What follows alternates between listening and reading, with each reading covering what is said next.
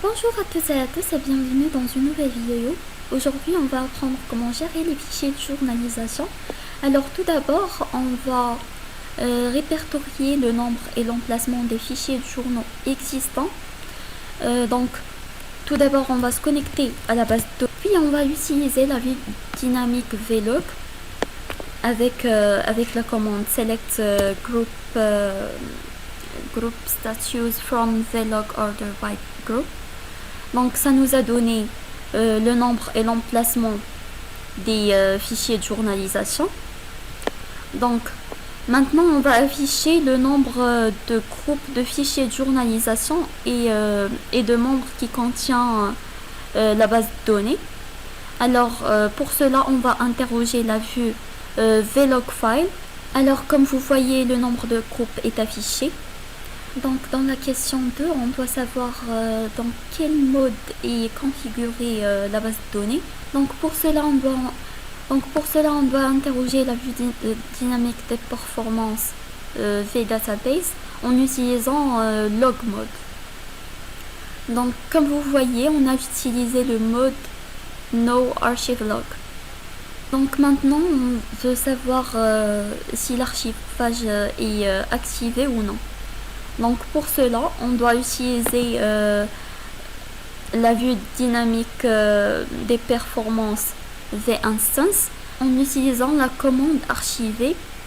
Donc ce n'est pas archivé. Donc l'archivage n'est pas activé. Maintenant on passe à la question suivante.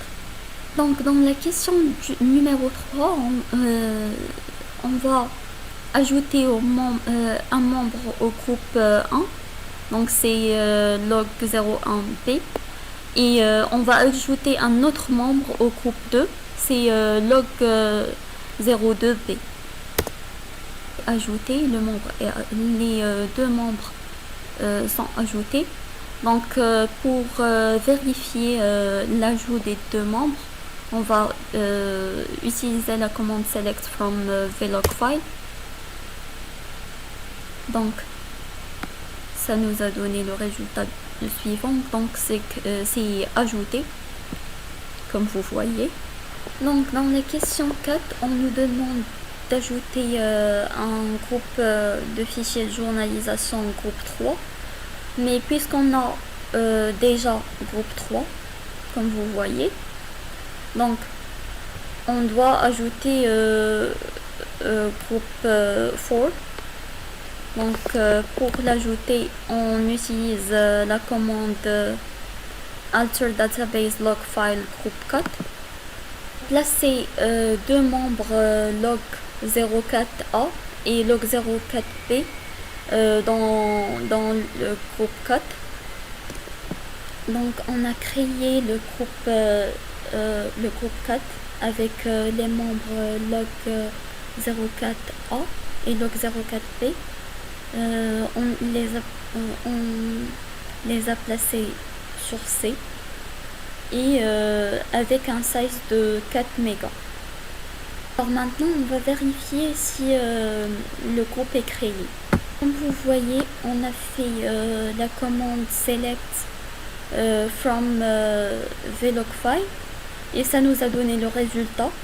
Donc le groupe 4 est créé, déjà créé. On a sélectionné le tout from vlog pour afficher le nombre de groupes et ça nous a donné que le groupe 4 a été créé avec un size de 512. Donc maintenant on va passer à la question suivante. Dans la question 5, on doit supprimer le groupe de fichiers de journalisation qu'on a déjà créé dans la question 4. C'est groupe 4. Donc on va utiliser la commande drop. Donc comme vous voyez, c'est déjà supprimé. Donc on va tester si il est vraiment supprimé ou non. Donc on n'a pas de groupe cut, donc c'est supprimé. Donc dans la question 6, on nous demande de redimensionner tous les fichiers de journalisation en ligne en leur attribuant la taille 1024 kilooctets, et puisque les fichiers journaux ne pouvant pas être redimensionnés, donc on doit ajouter de nouveaux journaux et supprimer les anciens. Donc pour ajouter de nouveaux journaux, donc on va utiliser la commande alter database add log file groupe 5 et groupe 6 pour attribuer le size 4 mégas, parce que 1024 kilooctets c'est insuffisant. Alors maintenant on va interroger la vue dynamique Alors maintenant on va interroger la vue dynamique Vlog. Donc,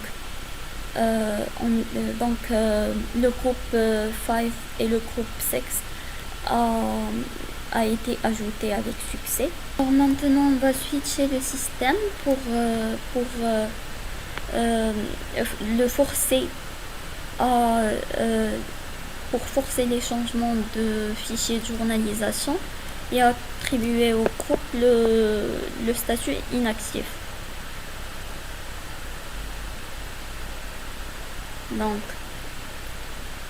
maintenant on va sélectionner pour voir les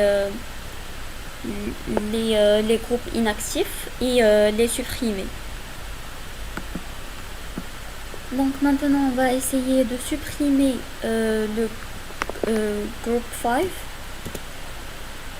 et on va voir.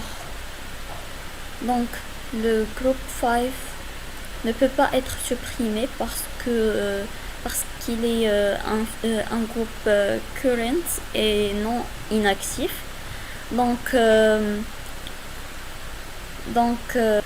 on va conclure qu'on ne peut pas supprimer les fichiers, les groupes current.